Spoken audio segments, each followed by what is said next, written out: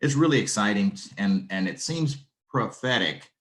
I don't want to go too far, but can you believe how far out in front of this news that's happening all over the nation that we are right now?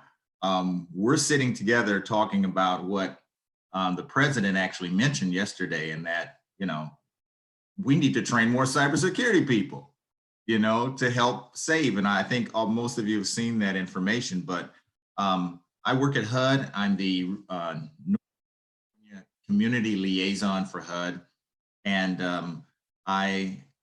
we are really excited about the Promise Zone because it is a collective impact initiative, which means that we have the ability to bring together all of the types of players that we see here right now, collective impact to address the issues. And I'll leave you with something. We work with 14 federal agencies and helping to convene and then bring their resources to bear on these long-term community stressors, but also the shocks. And one statistic I'd like to leave with you is that the city, while I served in Los Angeles as a AmeriCorps Vista volunteer in Mayor Garcetti's office, the city of Los Angeles has 100 million cyber attacks per month. 100 million per month. And guess what? That statistic was from 2016. So can you imagine what's happening now? I'm Julius. I actually see that Cynthia Abbott, our field office supervisor, is on. I'd love to transition it to her, and she can pass it back to you. That is wonderful. We are always grateful to have our HUD partners, and Cynthia has been, the greatest, I would say, friend to the Promise Zone. So, Cynthia, we'd love to give you the opportunity to say some words to this awesome collective. Oh, thank you, Michael and Julius both, and appreciate all of you being on the call this morning. As we're seeing just nationwide, I'm just stunned by the hack and the ransom impact on the gas supply on the East Coast. And we know that this is an area that's a huge challenge and a barrier, both for large corporations and agencies, cities, communities, government. And I think within the Promise Zone, we're working with a wide range of partners. And I just think about the opportunity for folks who want to enter into this sector around cybersecurity and being part of the solutions, being part of the, how to protect the integrity of the systems that we all rely on, and especially our partners in the Promise Zones, and to be part of that equation, I think is really exciting and really forward-looking. And so appreciate Michael for helping to make these connections. This is his job, is to make these kind of the connections he's made here to bring us all together today. And appreciate Julius's leadership as well, and patience with us as we bring forward to him a lot of federal love that puts together these private and public partnerships. So thank you. All right, thank you so much, Cynthia. So we've had some conversations and some introductions, but we need to get to know each other a little bit. And I gotta unfortunately put a emphasis on little bit, since there are so many people here today in this meeting. I need to make a request of you all that we do these introductions and each person does 10 to 15 seconds. So please state your name, state your organization if you want to state your title as well. And let's keep it moving, because introductions could take 37 minutes if we don't reduce our time to 10 to 15 seconds each. And so I think what'll work best is I'll just go down the line of who I see on my screen, and I'll state your name, and I'll just state your first name, and then you can you can run with it. Um, Hopefully everyone who is going to cut on their camera has already cut it on, and those who are going to leave it off, because if someone changes during this introduction, then the order gets all mixed up, and then I'll be over here lost. But I'll use my facilitation skills and try to make sure I get everybody. So first, I see Mr. Iowa State, Malcolm. Good morning, everybody. Thanks for taking time out of your busy day to meet with us. I'm President and Chief Commercial Officer with ConSol USA, and I'll be speaking a lot more later. So I'll turn it back over. So. All right. Before I go to the next person, Malcolm, I provided you with co-host duties in case you need to share screen for your slide deck. Is there anyone else who may need co-host duties to do any screen sharing or anything of that nature? No, I don't think we're going to share the deck. I think this is going to be a collaboration session. So I think, they've got the deck, so we can just have a conversation today. So. All right, awesome. And those for you who did not see it, I added the slide deck that Malcolm is going to be presenting today into the calendar invite, and then we'll also resend it out to folks. And also, maybe while we're talking, I'll add it into the chat box as well. And so next, I'd love to see who is really Zoom versed and good at using the reactions, because we want to give an award to the first to arrive, to Robert. And turn it over to you, sir. You're on mute. Yeah, thank you. Thank you for that. I have to confess, Julius, that first, I'm Robert Tibbs. I'm the CEO and founder and chairman of ConSol USA. And Julius, I have to confess that in addition to being, a Black American, I'm also Swiss, and we're pretty serious about timing over in that part of the world. So, as Malcolm will tell you, we normally show up first. I like it. And you were good with 10 to 15 seconds or less. So next, Joe. Yep, I'm actually Joe Nicholson. I'm the Director of Sales and Marketing for ConSol USA, and I'm sitting in lovely Highlands Ranch, Colorado. All right, thank you. Next, I see Thank Betty. you.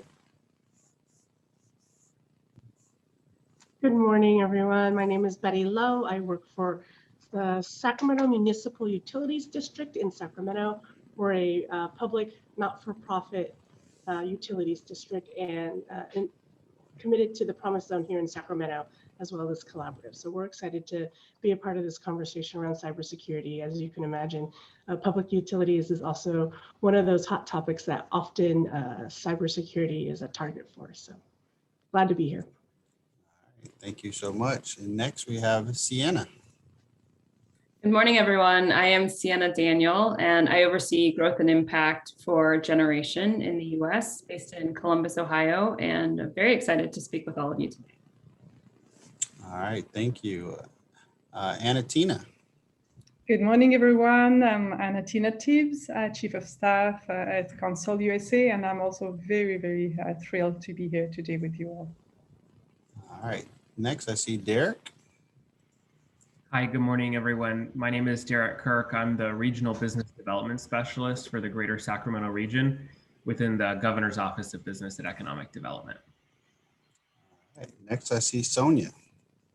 Good morning. I'm Sonia Levine, and I'm the Economic Development Specialist at Sacramento State University. All right, next I see Massey. Good morning, all. My name is Massey Villarreal. I'm the president of PTG, a Houston-based technology company, and Robert Tibbs' Latino brother. All right, thank you so much. Next I see Keith. Morning, all. I'm the talent advisor to ConSol. I'm dialing in from Cape Town, South Africa, and my expertise or experience is around diversity and inclusion and job creation at scale. Thank you. All right, Keith, we might be new best friends. I spent about 5 weeks over in South Africa a couple of years back on a kind of a educational tour. So I need to get back over there. So I might need to come visit you. Sounds All good. Right. All right, next I'll turn over to Edward. Good Good morning, everyone. My name is Edward Lewis. I am the Section 3 Administrator for Sacramento Housing Redevelopment Agency. All right, next I see Juan. Hello, everybody. My name is Juan Pujadas. I'm a retired PwC partner and responsibility for the advisory services, of which, among other things, the cybersecurity practice was a part of. And now I'm an independent advisor, and I work with Massey at PTG and with Robert at ConSol. And excited to hear what everybody has to say today and get going with this. Awesome. Next, I see Christine. Good morning, everyone. My name is Christine Lovely. I'm the Chief Human Resources Officer at UC Davis and UC Davis Health. And cybersecurity is an area where we can't retain employees. So I'm very excited to hear that there's going to be more in the pipeline. Thank you so much. Rachel. Rachel. Good morning. I am Rochelle Fosu, Chief Technology Advisor at ConSol. I actually am based in New Jersey and on my way to California as we speak. Wonderful, wonderful. Be safe in your travels across the country. Next, Kendall. Good morning, afternoon, everyone. I'm Kendall Norris. I'm also on the leadership team of ConSol USA, based in St. Louis. And I too am en route to the airport traveling to California. So I'll be listening intently. Happy to be here. All right, you be safe as well, sir. So I Julius, think is something going on in California? Everybody coming out here? I think we have gas. So That's exactly right. And the weather's good. Exactly right. That's one of the good things. All right, so I think we were able to do that in a good timely manner, and I think I got everyone, but I just want to double check. Is there anyone who was missed? All right, hearing none. Good job. All right, so next I would like to turn it over to ConSol and Generation. They're going to take us through kind of the background of this initiative and tell us about the goals and the project commitments. Yeah, so let me start by turning it over to Robert, the CEO and founder, just for a few words, and then we'll get into a little bit of piece about ConSol, and then ultimately, I think what's important, for this group is how we would deliver the resources that were trained around cybersecurity in the Sacramento Promise Zone. So let's turn it over to Robert, and then we'll go through it from there. So, Robert. Thank you, Malcolm. Again, thank all of you for taking the time here. I wanted to circle back in on the comments that Tyrone made around the need to have jobs, and just so that you understand, this business model is focused on creating long-term sustainable upwardly mobile career trajectories for people that are coming from these underrepresented areas in our country. And that is first, foremost, and an integral part of what it is that we hope to put together with you. So I was delighted to hear that comment. One quick word, and I won't take time, but I just wanted to share with everyone why we created the ConSol, why it was founded in the first place.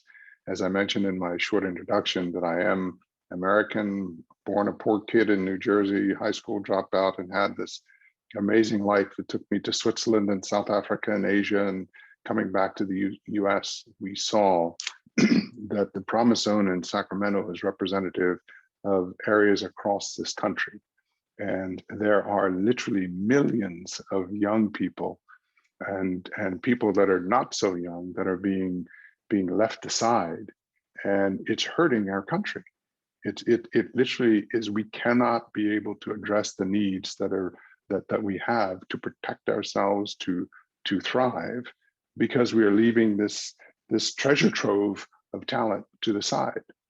So we spent a couple of years studying the problem, and I'm a lifelong entrepreneur, and you know, when you're building a business, you look at a vision. So we saw that there's a vision to be able to do something that matters. You look at the commitment to it, and my wife and I made an utter commitment to building this business.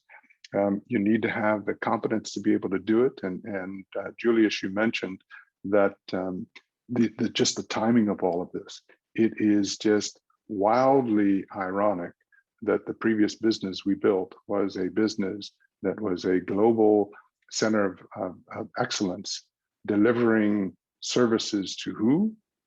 The largest information security company in the world, Symantec.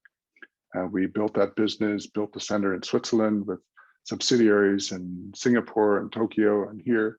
But that is really where we gained our chops in the whole information. Built that business for 5 years. Symantec eventually acquired that business. Interesting, they acquired the operations of that business.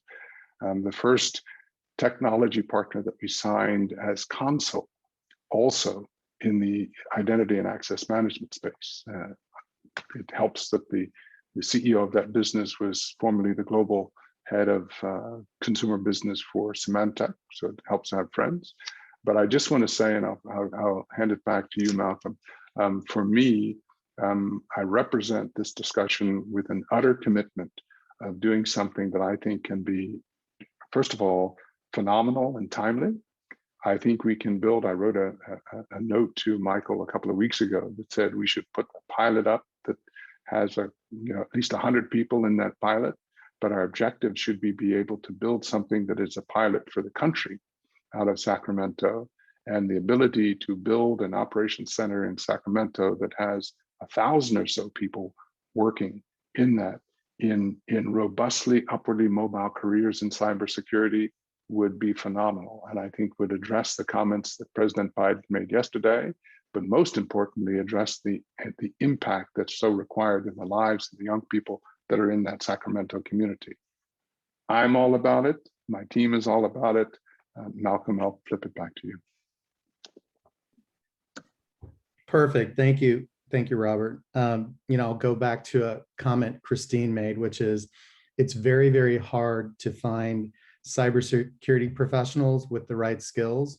In fact, the numbers kind of bear itself out in our country, where right now we have about a 1.9 million deficit in human capital for current open positions around cybersecurity. So this is something that's not only important for Sacramento and obviously to keep our infrastructure secure, but it's important that California lead the way as it relates to closing the divide in terms of human capital required. And why shouldn't we plug that talent in from these underrepresented and underempowered or communities where there's such an opportunity? And as Robert mentioned, if you can give them the right skills and the right training, there's really upwardly mobile careers that are a part of that, opportunities for equity, obviously opportunities for wealth building, and an opportunity to hydrate some of these communities that have been starved for opportunity and cash and economic futures. This is really what ConSol is all about. This is really what's at the core of our business and why we do what we do. It's really to hydrate these communities of underrepresented, in many cases, people of color, to give them opportunities to close that divide. So just to kind of give you a little bit of sense in terms of how we do it and how the model's built, and then I'm going to turn it over to Sienna to talk a little bit more about the partnership we have with Generation USA. Really, the model starts with our customers, our federal partners, the folks that really define the projects that require human capital. And so we do quite a bit of discovery with our partners, just defining what skills are required to meet the job requirements or the opportunity requirements to fill this human capital void that a number of these organizations have. And then we back into that with our talent partners, in this case, Generation, and we build curriculum that's specific for skills to meet the requirements of those jobs that need to be filled in a project outsourced way. And so really what we want to try to create is we want to create pods of opportunity for individuals that have the right training and skills. And then we work with Generation USA to go in these communities and then market to these underrepresented, citizens in these communities to tell them what opportunities exist if they spend some time training with Generation to get the skills that are required to fill the outstanding void and the need. The training we'll talk about a little bit, but it really is defined by the curriculum, the typical training that Generation does, and she'll go, Santa will go into a little bit more detail, but that training can be as little as 14 to 16 weeks, as much as maybe 6 months or so. But in addition to that, if there's training that's required on top of initial skills-based training, as Robert mentioned, we've got partners in the OEM community. So for example, with ForgeRock, they're a leading industry leading partner in the identity and access management space. So if you think about single sign-on or multi-factor authentication, that's the business that they're in. ConSol USA is an authorized training partner with ForgeRock. And so as individuals get core baseline training in cybersecurity, if they need any upskilling or training on top of that, that's really where ConSol steps in to make sure they have any certifications or OEM specific training that's required to meet, the job opportunity. And then ultimately what we want to try to do, because at the end of the day, it's important that these individuals work together, that they're supported, and that the community that we can create for them from a job opportunity gives them long-term sustainable career opportunities. So, when they start a job day one, we want to continue to invest in them so they make themselves through their career even more valuable to the companies that they work for or the communities that they're working in. And so we've got an investment plan that we put together for all of our associates to make sure that we're continually investing in them. And so we're always trying to create opportunities to build them into future leaders, future, folks that can increase the wealth opportunities for their family through their employment. And that's what really ConSol tries to do as they spend their time as an associate with us. But let's back up a little bit here, and I'm going to turn this over to Generation USA and Sienna to tell you a little bit about how the training programs work and what they do to invest in that baseline core skills training with folks that go through our program. So Sienna? Thanks, Malcolm.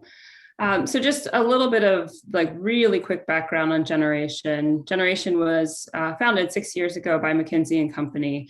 And it was started, they'd done a lot of research to really look at the education to employment pipeline and figure out where the breakdowns were and how we could improve that.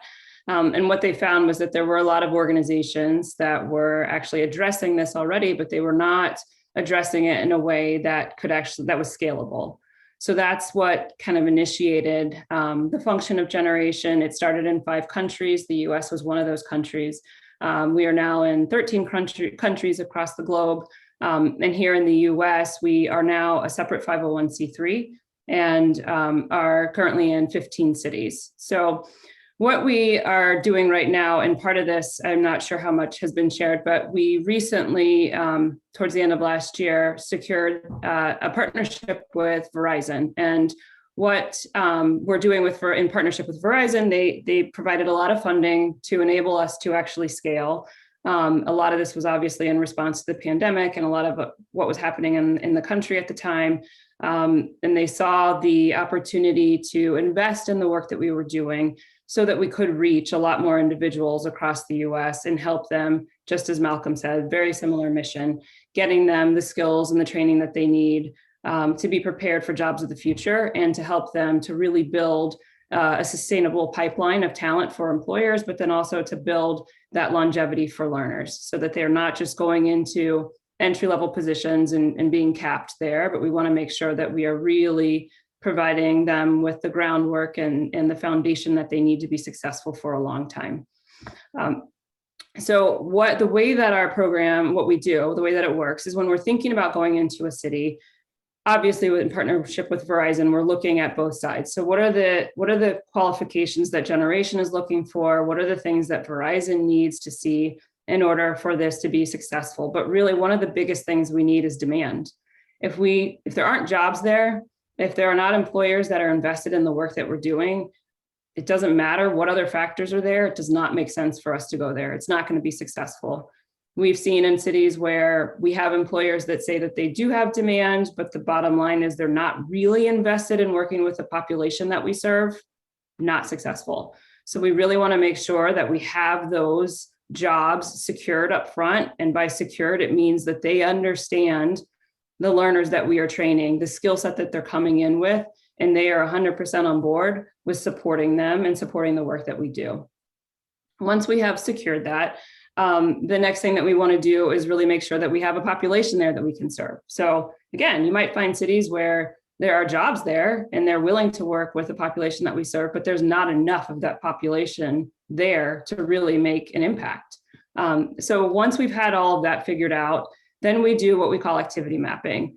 And again, Malcolm touched on this, but it's really important for us to know that we understand what the exact skills, behaviors, mindsets that are needed within a specific company for our learners to be successful on day one of those jobs. So it's not just about saying that we have jobs and we want to work with you, but for our team to actually build out the curriculum, because we do build all of our curriculum in-house, or curricula in-house, I should say, is making sure that it is fully aligned to the specific business needs, the specific skills, the specific mindsets that are needed to be successful in those roles.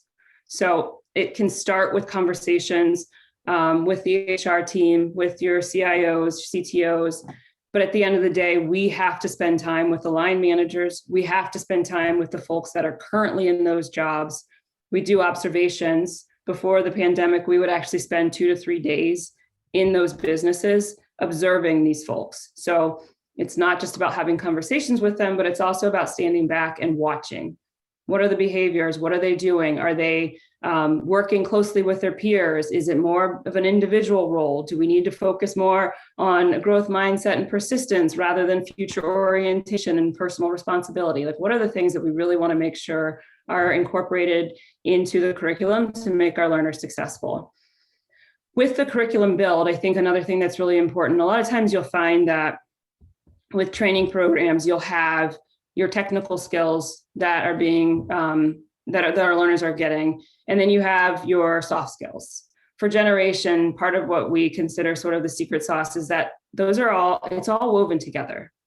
So there is no way to separate them out. If a learner is learning something about cloud, it's really important that we are incorporating the behaviors and the mindsets that are necessary to be successful in cloud while they are learning every single piece of that. So they're getting from top to bottom all of the technical and the behavioral and mindset skills that are necessary to be successful in these roles.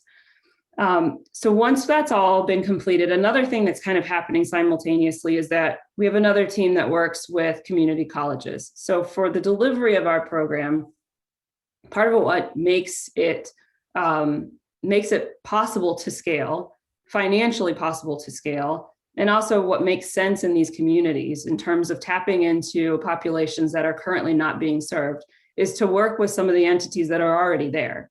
So we have found, we had some funds that were granted to us a couple of years ago to really study what are the most, what's going to be the most successful and the most financially responsible model for delivering the generation program. So we tested doing what we call employer embedded, where it's just generation and a specific employer that are working together. We went and did the training in-house. Those learners that graduated from that program went directly into roles with those employers, and that was it. We did another one where we ran the entire thing ourselves. So it was generation run from top to bottom. We had brick and mortar locations where we were, using space, but it was our instructors. There was no outside support. No one else was helping. It was just us. And then the last model that we tried is what we called Program Delivery Partner, or PDP. Within the PDP model, that was working with community colleges on the delivery and execution of the program. What we found was by leveraging the infrastructure that they already have, by utilizing the professionals that they have that are pros at teaching and that know how to work with learners, we were really able to drive down the cost of our program, the cost per learner, and also serve a lot more folks at the same time. So that is the model that we use going forward, is that with every city that we go into, it's really important for us to find the right community college partner to make sure that we can deliver and execute on these programs in the right way. There are several benefits on both sides. I won't go into too much detail, but I think one of the biggest is what we found was that while community colleges do tap into some of the population that we serve, they are still having a hard time getting to the bigger bulk of the learners that we are able to find. So the folks that are very disconnected, that are couch surfing, that really might want to go to community college, might want to get an education, but they have no idea how to get there. And so what we found is that folks see ads that we have promoted, get interested in generation, and they use generation as a springboard or a launch pad to actually get into the community college system and to just get exposure to more education. And at the same time, they're getting the training for these jobs that they need, that they are longing for, they're interested in. And we support them throughout this entire process from top to bottom. So it can be, our boot camps usually run 12 to 16 weeks, probably average about 13 or 14. And we have a big piece of what we do is provide this mentoring support, these career coaches from the start of the program to about a year out once they've been placed in a role. So it is for us, we know that there are a lot of things that our learners are battling or working against them outside of just getting into a space where they can learn. And it's a big piece of our model to make sure that we are providing all of the supports that they need in order to be successful. So I will pause there and see if there are questions and or pass it back to Malcolm. Yeah, I'll make one statement, and I think, one of the things you put on the agenda, Julius, was around, what commitment are we making to Sacramento? Well, the first commitment we had to make was getting Verizon comfortable that we were moving one of the areas that we were going to focus on from the Bay Area, so the San Francisco, Oakland market, to Sacramento. And so we had to go back to Verizon to get their permission to do that. And that's how important it was for us, because we think this is a great opportunity for us, that Verizon agreed to do that. So that's the first thing.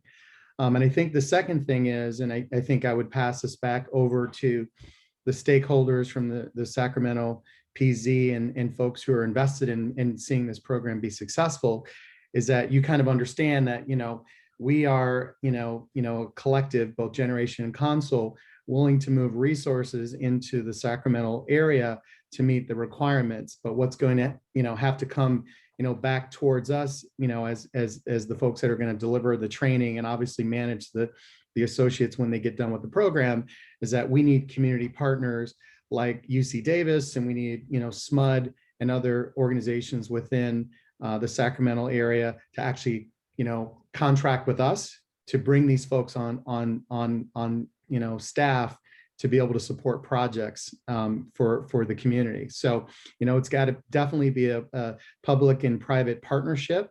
We'll bring the training. We'll make sure that they have the right skills. We'll set up the right environment for these individuals to be successful in their careers.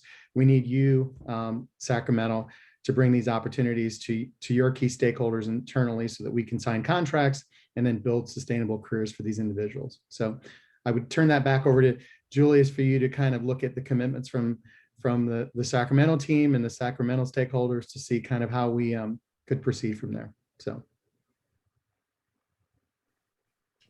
All right, thank you so much. So at this point, I think it's a good point to pause and see if folks had any questions for Sienna and Malcolm so far.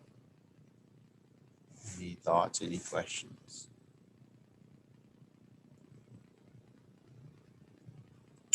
All right, that means you guys did a great job of explaining. I do have one question, Sienna. My hand is up, Julius. Okay, well, I'm sorry. Go ahead, Edward. Trying to use technology. I thought you asked us too. No, good job, man. For Sienna, hopefully I pronounced that correct. So in Sacramento, you do have a population of folks with military background. I'm a veteran myself, and I know a series of folks here with that type of, not necessarily cybersecurity, but networking database systems, because most of them was Air Force folks. Would that be likely candidates that we should be also engaging for these types of trainings, this type of training that you described? Absolutely. I mean, for us, I will say Generation historically served opportunity youth, so 18 to 29-year-olds with high school diploma, GED, have faced significant barriers to entry into the workforce. With the pandemic and with the support from Verizon, we have expanded that to literally serving anyone that's unemployed or underemployed. So we know we've already seen sort of the transition, a lot of the transition, I should say, in the population of folks that we're able to serve. Some are definitely coming in with more experience. I think for us, the biggest thing is that they are actually unemployed or underemployed.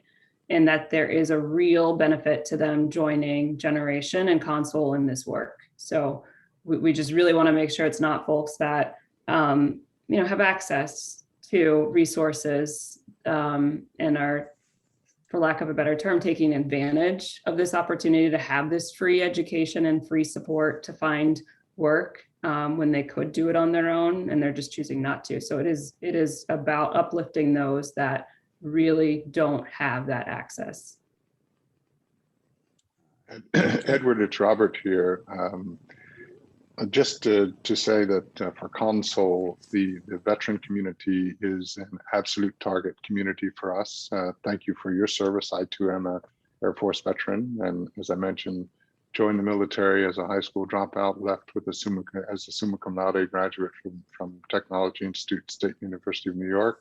So I owe the benefits of my professional career to my military training and experience. And there's a deep commitment on my part and the part of ConSol to repay that, number one. But secondly, it's just a fabulous pool of talent. And as you correctly pointed out, many of this talent category have security clearances. They've worked in positions of leadership. Responsibility is less of an issue for many of this talent group, and the numbers are there. So I'm delighted that we've got the Air Force Base up there and some military installations that would be able to be a feeder from a talent standpoint.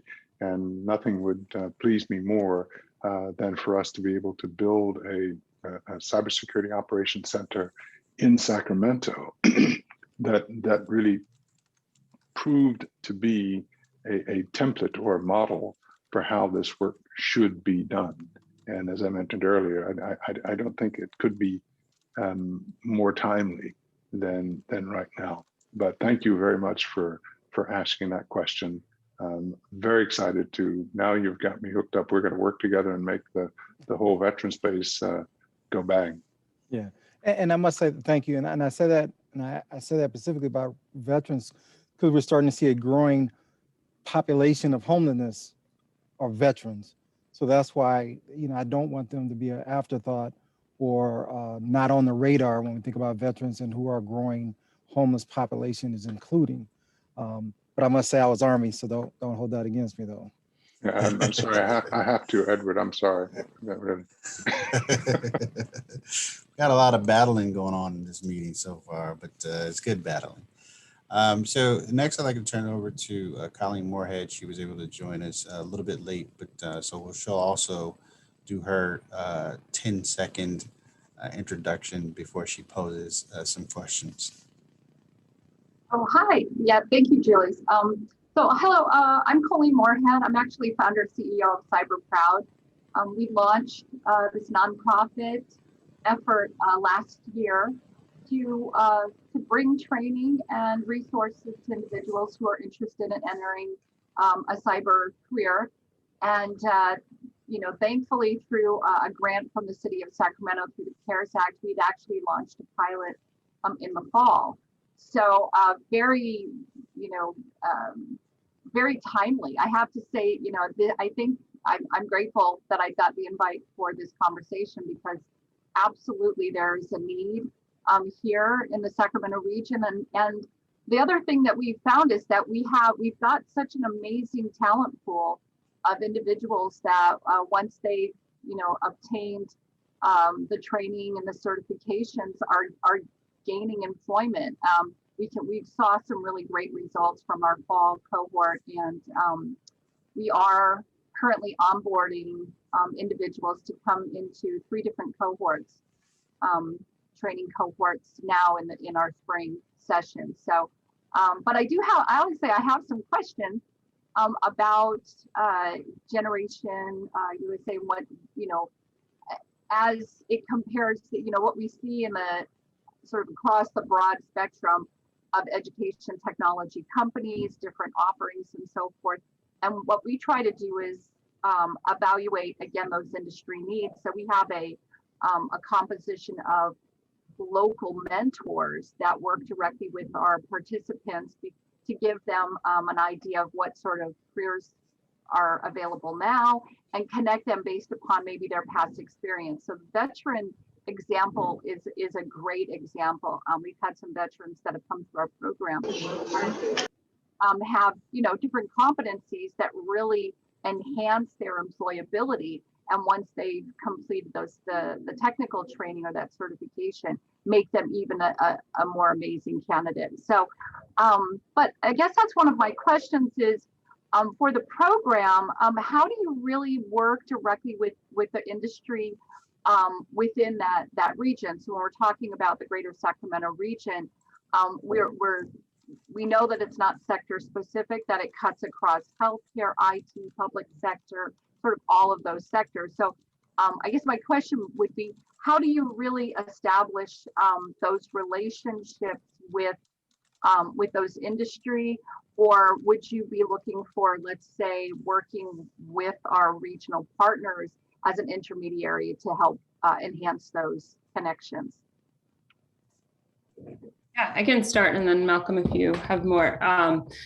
We definitely look to partner with folks that are already there and are in, you know, and know what's happening in those communities. So to be honest, even with Verizon, one of the best things that they have done for us as we have expanded into each city is connecting us with the state and government affairs folks in each community. And they have been able to help us with establishing deeper relationships and connections with folks that can connect, then can help us get to the right employers in those communities to find the best opportunities for our learners. So we've never said that we can do this on our own. We know we can't go into a community that we haven't been in and, you know, make things happen without the support of those that are already there and have the knowledge and the infrastructure that's needed. So it is about really building out a community or a coalition within each city to best support the folks that we're trying to serve. And I mean, that also comes for us. There are times, you know, we've had conversations with other folks that do similar work to us. And if there's an opportunity for us to work together on that, we want to as well. So we know that there are other players in the training game. Sometimes we target a certain population that's a little bit different than what they target. It could be even just based on the level of experience that the learner comes in with, or something that we look for that they don't. And so for us, it's always about helping to do this work. There's not enough of us in there to do the work anyway. So there's plenty of work to be done. There's plenty of folks to support. But yes, we wanna know what you know and how we can work together to best support the people in the Sacramento community. Thank you. Do you mind if I ask just one more question? Because do you mind? One second. Let's. I know that Derek had a question, so let's have Derek ask this question just because of time, and then we'll go back to you if we have time. Is that okay? All right, Derek. Thanks, Julius. And I think for me, I think more of just a comment and touching on some available resources. So our office provides a lot of assistance to local employers when it comes to incentive navigation, and oftentimes to work with companies to help them understand and navigate how they can apply incentives. We take a pretty people-centered approach, and so I think that's what kind of is making me so excited about this conversation.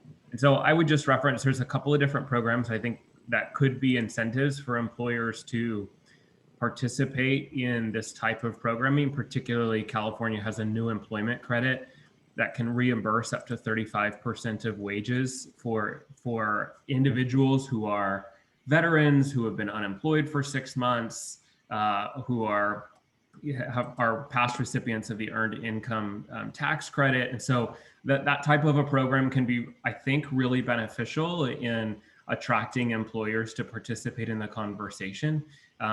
In fact, most of the employers in the Promise Zone region or map in Sacramento would qualify for that credit. And so I think that's a really great opportunity.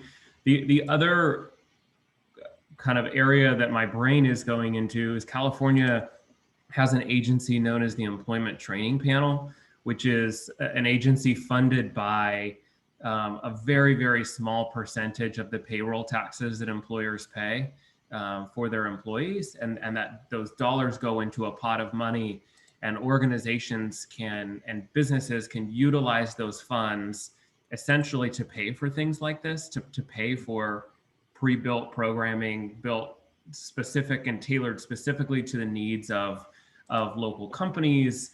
And this industry sector is one that's really highly prioritized. And so it may come where, you know, we could pull in the employment training panel folks to talk about it, a multiple employer contract to help, again, provide some additional funding for this type of work in the Promise Zone. Perfect.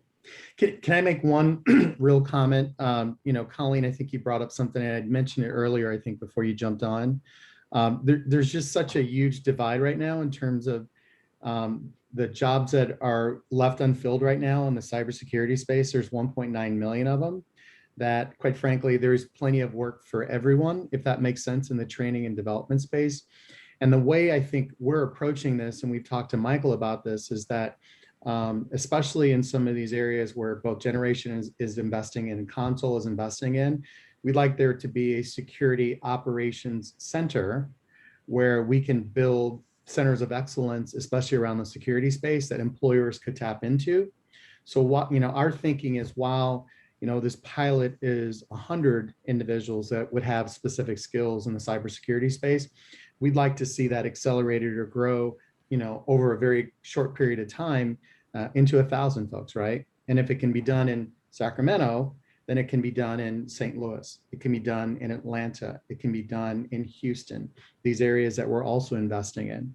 And so what we're hoping is that this pilot that we're, you know, discussing and trying to put together here in Sacramento will have repeatability in other communities across the country, if that makes sense as well. But, you know, if all of a sudden California all of a sudden gets their lion's share, and we are the 5th largest economy in the world, you know, we should have a center, a security center that's bigger than most of these other communities. So there could be tens of thousands of jobs in Sacramento or across California, specifically focusing on delivering value in the cybersecurity space. So.